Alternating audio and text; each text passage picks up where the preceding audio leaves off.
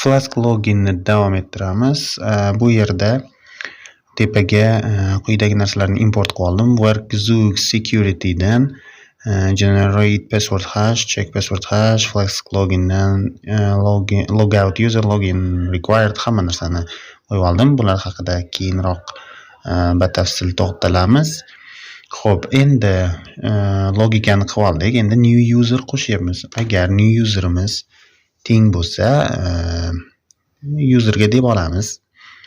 Iloji boricha bu videoda kamroq gapirishga harakat qilaman. Maqsad ko'pchilikka balki qiziq bo'lmayotgandir, balki boshqadir. Xullas, mana emailga teng deb oldik, username ga tenglab olamiz. Shunga o'xshab tepadagi comment rol larni hammasini bir-biriga tenglashtirib olamiz va keyin passwordda generate password qilib olamiz. Hozir o'sha joyga ham kelamiz. Xo'sh, bu yerda passwordni o'zi alohida password deb olamiz. Generate password hash deb, ya'ni mana shuni olib qavschidiga password 1 qo'yib mana bunday qolamiz. Hozir pastga tushiraman. Password 1 va method qo'yiladi. Metod ko'rsatib qo'yilgan. Metodimiz SHA 265 256 aniqrog'i, uzr so'rayman. Xo'p.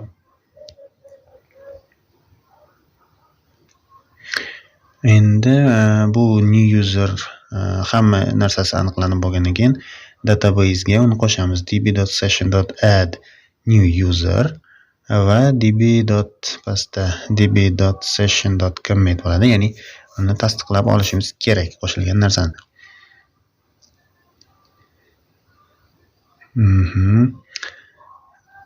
Endi login user degan narsa bor. Ya'ni biz ularni qo'shganimizdan keyin avtomatik ravishda user login qilish kerak. Login user qavschida bo'ladi. Bu ya'ni o'sha new user bo'ladi. Lekin u remember barobar true degan narsa bor. Ya'ni u saqlab qolsinmi? Ya'ni sessioni, uni sessiyasi saqlanib qolsinmi yoki yo'qmi degan joyi bor. Mana bu yerda duration bor, boshqa funksiyalar bor. Balki duration haqida ham keyin xudo xohlasa o'tamiz. Ishqilib is active property is false. Ya'ni qachonki bu false bo'lsa, aktiv bo'lmaydi. Ya'ni aktiv bo'lmaydi. Is active o'chadi demoqchiman. Remember ni false qilsak, u avtomatik ravishda saqlab qolmaydi uning sessiyasini, o'sha userni va qachon har safar login qilishga to'g'ri keladi. Qachonki log out qilsa, mana shu holatda remember thing true bo'lganda, qachonki log out qilsa, shundagina chiqib ketadi. Bu yerda flash message user created and logged in successfully qilyapman, lekin bu hozir chiqmaydi. Nimaga chiqmaydi? Chunki kommentga yozib keting nima uchunligini birinchidan. Ikkinchidan o'zim tomonidan aytadigan bo'lsam, bir ikkita kamchilik emas, bir ikkita to'g'rilanishi kerak bo'lgan narsalar bor. Va qayerda to'g'rilanishi kerak, nima to'g'rilanishi kerak, kommentga yozing. Kommentlarda faol bo'ling, ishlatib ko'ramiz. Albatta kamchiliklar chiqadi hozir. Xo'sh, asosiy home page'damiz biz hozir. Sign up ga o'tamiz. Sign up ga o'tsak, demak return qilmabmiz. Return qilmasak albatta chiqmasligi aniq. Hech nima.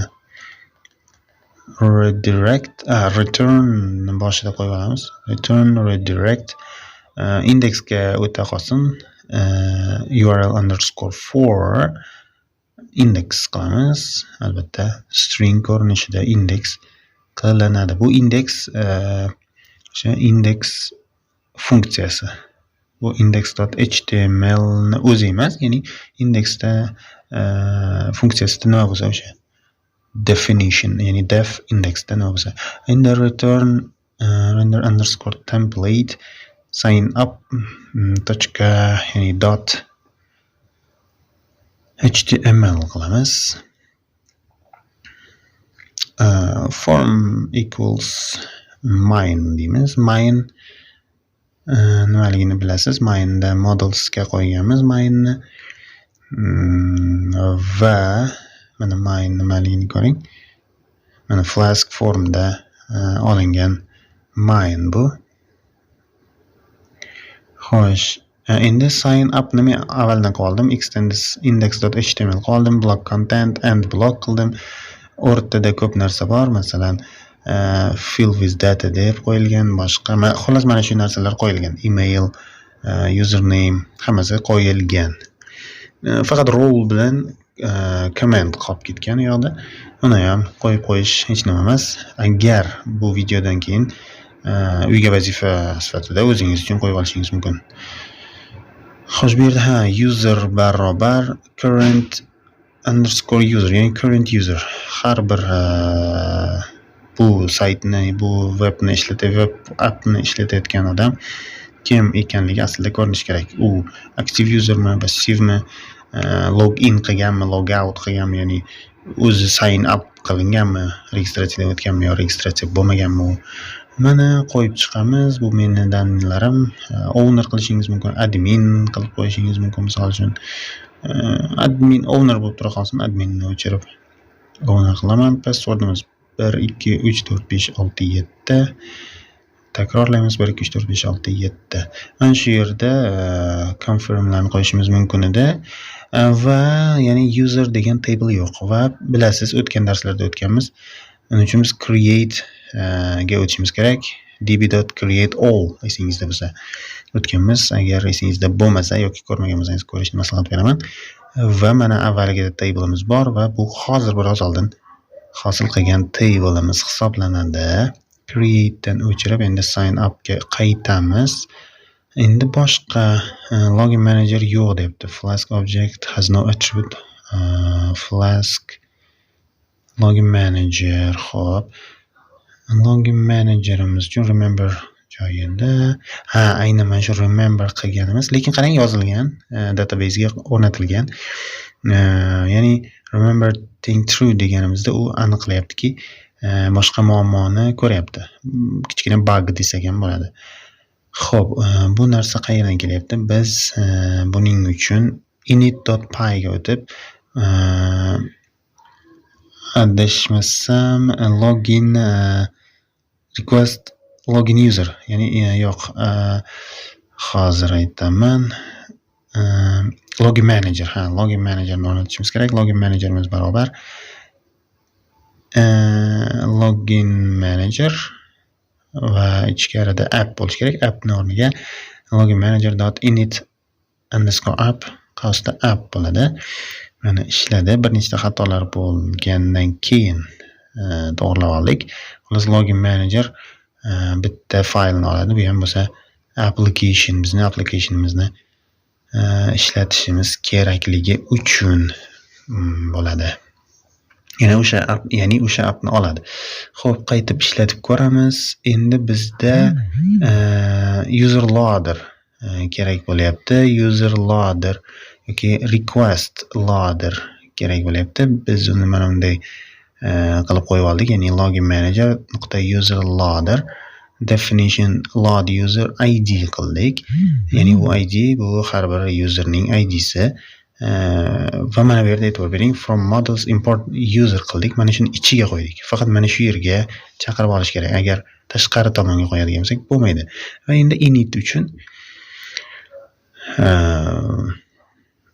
adashmasam login managermidi? Login managerni qo'yiladi. Login manager qo'yiladi.